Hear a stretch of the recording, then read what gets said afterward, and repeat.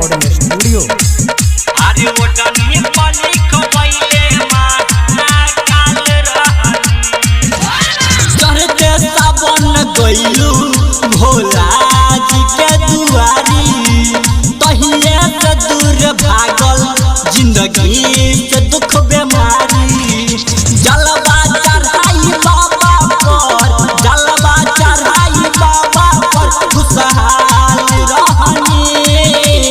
वडनी पली खबैले महाकाल रहनी अरे वडनी पली खबैले महाकाल रहनी अरे वडनी पली खबैले महाकाल रहनी महाकाल रहनी बोलिए शंकर भगवान की महाकाल रहनी भोरे भोरे नहा के भूखल रही सोमवारी पैदल कमर उठा के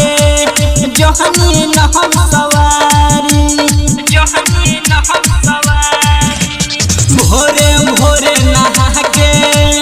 भूखल रही सोमवारी पैदल कमर उठा के जोहनी न हम सवारी दर्शन करेला शिवजी के दर्शन करेला शिवजी के बेहाल रहनी वडनी पली खबैले महाकाल रहनी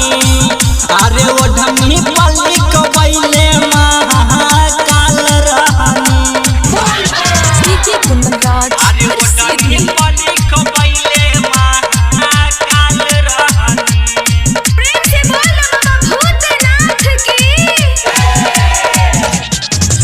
अरे वडनी पली खबैले महाकाल रहनी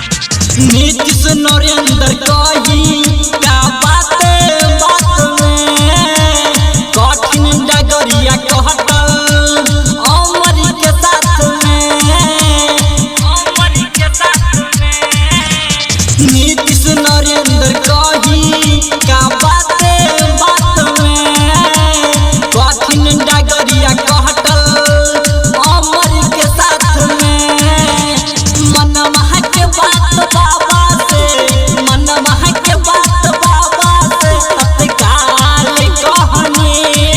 अरे ओढ़नी पली खबैले महाकाल रहनी अरे ओढ़नी पली खबैले महाकाल रहनी प्रेजेंटेड बाय मां शारदे रिकॉर्डिंग स्टूडियो।